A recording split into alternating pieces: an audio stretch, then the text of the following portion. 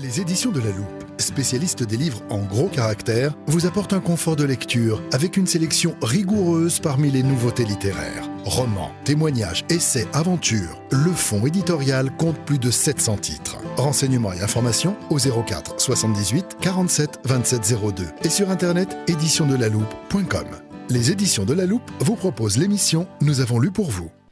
Bonjour, chers auditeurs. Dans le cadre de cette émission, Jean et Christine Bourguina vont vous présenter 3 livres. Le premier sur Saint-Martin, le deuxième sur le corsaire du Guétrouin et le troisième sur l'affaire du Collier. Saint-Martin. Ce livre de 160 pages, paru aux éditions Gilbert de la Porée, a été écrit par un collectif, prêtres, religieuses, moines de l'abbaye de Ligugé près de Poitiers, universitaires, historiens militaires.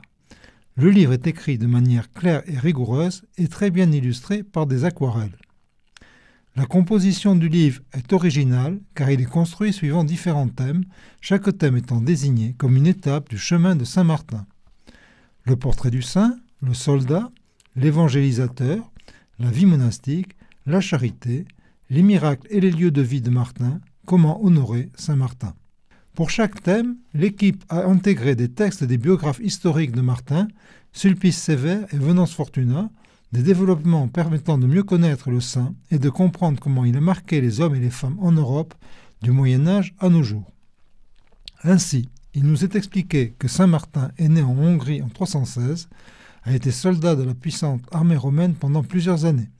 Il a vécu à une époque charnière pour l'Empire romain et le christianisme. En effet, rappelons que si Constantin le Grand a légalisé le christianisme en 313 avec l'édit de Milan, c'est seulement en 392, sous l'empereur Théodose le Grand, que le christianisme devient religion officielle et unique de l'Empire romain. C'est près d'Amiens, en 338, que Martin a partagé son manteau de soldat pour secourir un pauvre un jour d'hiver. Le livre rappelle un fait moins connu que l'épisode du manteau. Jésus apparaît à Martin en songe la nuit suivante et lui demande de ne plus rester catéchumène et de se faire baptiser. Après avoir quitté l'armée, Martin devient disciple d'Hilaire, l'évêque de Poitiers. Martin a beaucoup voyagé et évangélisé dans les campagnes en luttant contre le paganisme. Il mène la vie monastique pendant environ 20 ans, dont une dizaine d'années à Ligugé. Il devient l'évêque de Tours en 371 et meurt à Cande, près de Chinon, en 397. Voici quelques extraits pour vous confirmer une écriture claire et précise et non dénuée d'humour. D'après Sulpice Sévère, Martin semble plus présent sur les routes des Gaules que dans sa ville épiscopale. Un évêque plus à l'aise sur une mule ou sur une sellette rustique que sur sa cathèdre. Faut-il rappeler que la chape de Saint-Martin, dans la tradition le manteau, même partagé pour le pauvre, a été conservé par les souverains mérovingiens et carolingiens comme gage de protection du royaume et que nous en avons tiré des mots de chapelle et de chapelain. C'est la lointaine origine de notre drapeau national. Et c'est le jour de la fête du Saint, le 11 novembre, que l'armistice de 1918 mit fin au drame de la Grande Guerre. Martin ne fut pas honoré seulement pour ses vertus chrétiennes. Il fut admis au rang des pères fondateurs de la France, si bien que les prédicateurs anticléricaux réservèrent leurs critiques à d'autres personnages. L'inspiration martinienne peut être reconnue dans de nombreuses actions humanitaires, fussent-elles sécularisées. 3 expressions caractérisent Martin d'après son biographe. Pauvre et modeste, semblable aux apôtres, je ne refuse pas le travail. Aujourd'hui, il nous faut envisager de nouvelles présences d'église dans le monde, de nouvelles manières d'être à l'écoute des besoins de notre temps, et pour cela proposer des lieux de ressourcement spirituel missionnaire, lieux d'approfondissement et de prière, et tout à la fois de dialogue, de fraternité et de solidarité. L'un ne peut aller sans l'autre. Martin a su tenir ces 2 pôles. Il a profondément renouvelé la société et l'église de son temps dans un monde en pleine mutation. Saurons-nous aujourd'hui vivre le même élan, pauvres avec les pauvres, tels de nouveaux apôtres, enracinés dans la prière, sans jamais refuser le travail ? Ce livre donne envie d'encore mieux connaître la vie de Saint-Martin et pourquoi pas de se lancer sur les chemins de randonnée. Rappelons que les chemins de Saint-Martin sont labellisés itinéraires culturels européens par le Conseil de l'Europe. Merci pour cet ouvrage à Sœur Constance, à l'abbé Bruno Martin, aux frères Lucien Jean Bord, Antoine Frédéric Grosse, Jean-Pierre Lonja, aux professeurs et maîtres de conférences Edina Bozocchi, Mathieu Breton de Lavenier, Jérôme Grévy, Lionel Marie, Cécile Voyer, au colonel Philippe Pasteau, à l'illustrateur Vincent Duval et au graphiste Charles Ducoré. L'ouvrage est disponible à Nantes auprès de la librairie Siloé et de la librairie d'Aubray ou en contactant les éditions Gilbert de la Porée, PO2RE, qui disposent d'un site internet où sont aussi mentionnés d'autres lieux de vente de l'ouvrage. Merci Jean. Passons maintenant au XVIIe et XVIIIe siècle, avec d'abord les Mémoires de Duguay-Trouin, corsaire du roi Soleil. Ce petit livre est publié aux éditions Nouveau Monde, paru en 2021. Les Mémoires de Duguay-Trouin sont le récit autobiographique d'un célèbre corsaire puis marin du roi au tournant du XVIIe et XVIIIe siècle. Suite à ses nombreux faits de marine, il sera nommé amiral à l'âge seulement de 39 ans. Il meurt à Paris, âgé de 63 ans. Je suis né à Saint-Malo, le 10 juin 1673. Mon père y commandait des vaisseaux armés tantôt en guerre, tantôt pour le commerce, suivant les différentes conjonctures. Il s'était acquis la réputation d'un très brave homme et d'un habile marin. C'est ainsi que commencent les Mémoires de René Duguay-Trouin. Embarqué à l'âge de 16 ans du temps du corsaire Jean Bart, le livre relate année après année, avec une grande modestie, une vie consacrée à bien servir l'État et le roi, dans la guerre navale et économique que se livrent les grandes puissances dans leur quête de colonies et de richesses. À l'âge de 18 ans, il reçoit son premier commandement de navire. En 1693, à 20 ans, il sert en tant qu'officier de la marine royale et devient capitaine des vaisseaux du roi à 24 ans. Grâce à sa maîtrise de l'abordage, à une grande intuition, à la qualité de son commandement, à son courage et au respect qu'il inspire à ses hommes et à ses supérieurs, il gravit rapidement tous les échelons de la hiérarchie militaire. Page 65. En 1695. Après cette campagne, je voulus faire un voyage de Paris pour me faire connaître de Monseigneur l'Amiral et du ministre de la Marine, mais surtout pour me donner la satisfaction de contempler à mon aise la personne de Louis le Grand, pour lequel, dès ma tendre jeunesse, j'avais eu des sentiments d'amour et de vénération inexprimables. Ma vénération redoubla à la vue de cet auguste monarque. Ainsi, le récit relate les quelques 80 combats et abordages qu'il dirigea de 1689 à 1711, ce qui représente en moyenne près de 7 affrontements par an, imaginez, contre les vaisseaux des grandes puissances rivales que sont l'Angleterre et la Hollande. C'est en 1711, durant la guerre de succession d'Espagne, qu'il remporte un succès majeur grâce aux raids qu'il entreprend tambour battant dans la forteresse portugaise de Rio de Janeiro. L'opération permit de libérer plus de 500 otages français et de rapporter un butin considérable.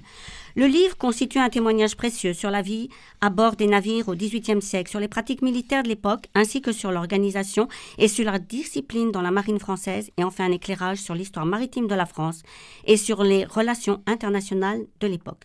En résumé, les Mémoires de Duguay-Trouin offrent une vision de la carrière d'un homme d'exception dans un contexte de guerre maritime et d'ambition personnelle dévoué au service du roi et de la France. Passons maintenant au dernier livre, La Reine du Labyrinthe, de Camille Pascal, aux éditions Robert Laffont, édité en 2024. Le sous-titre est « La vérité sur l'affaire du collier ». Nous sommes sous le règne de Louis XVI, marié à Marie-Antoinette d'Autriche, qui a tout et qui va bientôt donner un dauphin au royaume de France. En 1782, Jeanne de La Motte espère échapper à la misère. Grâce à sa protectrice, Madame de la Boulainvilliers, elle a obtenu la reconnaissance de son titre et une maigre pension de la part du roi en tant que dernière descendante des Valois. Et par là même, elle est cousine du roi Louis XVI. Jeanne de la Motte, donc Valois, veut tout et désire retrouver place et fortune à la cour de France. Avec son mari, Monsieur de la Motte, capitaine de la gendarmerie, qui cherche à monter en grade sans beaucoup de succès, il décide de venir à Paris où Jeanne veut s'approcher de la reine et lui faire sa cour. Le couple est endetté et vit de subterfuges. Monsieur de la Motte se forge une réputation de joueur au Palais Royal et Madame joue de ses charmes pour subvenir au quotidien. Jeanne, maintenant que sa protectrice est morte, cherche la protection du cardinal de Rohan, un lointain parent, riche et puissant, pour l'introduire à la cour.